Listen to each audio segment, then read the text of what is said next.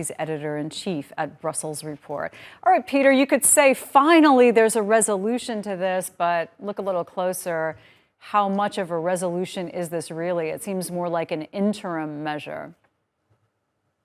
Well, still, it's good that after 2 years there seemed to be a deal of some kind. Yeah. I think it was always unrealistic to have like a final agreement on this that would settle things forever. I mean, of course, beneath the surface are the deep tensions between the two sides, Kosovo and Serbia. Serbia refusing to declare Kosovo a country, and Kosovo still clearly at unease with this whole with the situation. And I think, okay, you can make a point that also Serbia is requiring people, Kosovars that live in Serbia, to request new license plates, but we're talking about license plates from before 1999 in Kosovo. So even if in theory Kosovo is right, I mean, the question is what do they really gain by requesting citizens that are already very wary of living in Kosovo to go through this process? I think they should try to focus on winning the hearts and minds of the Serbian Kosovars instead.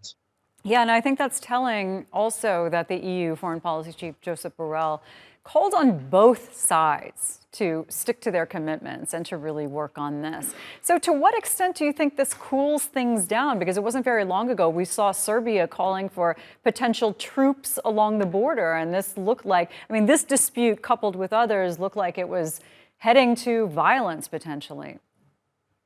Well, thankfully, the United States is very firmly also trying to keep the situation stable and with some success. Also, of course, the EU deserves some credit here, absolutely. I mean, at the end of the day, however, both parties there will need to keep their cool. Both the Serbs living in Kosovo and Kosovo itself, and obviously the Serbian government is also not staying out of this. Fundamentally, these kind of relatively petty disputes are more the phenomenalization of the tensions that lie beneath. And I'm afraid because the emotions run so deep, it is unrealistic to expect some kind of a final settlement anytime soon. I think the best we can hope for, and probably the best strategy, is just to keep things stable for a very long time. And then at some point, people will just accept that as the new reality. Do you see Serbia ever recognizing, at least in the near future, Kosovo as a country? I mean, that would solve a lot. But often you look at this and you see this as being one of those world disputes that doesn't go away. It just kind of simmers down.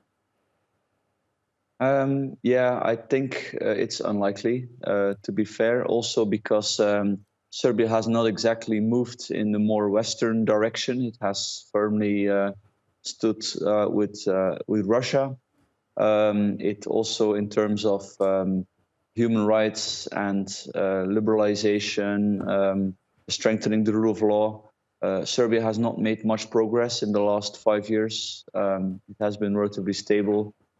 So if Serbia had changed a lot, then you could say, yeah, perhaps also there on this very sensitive issue, they will change their minds. But I think the precondition is first for Serbia to become more Western. And who knows, after the war in Ukraine, I mean, that's very optimistic if it would end soon, and many people think not. But if there would be a scenario with the war in Ukraine ending soon, and Ukraine being rebuilt, and Russia basically then trying to figure out, how to move on from this, then I could say that maybe also in Serbia there would be a movement towards Westernization, so to speak.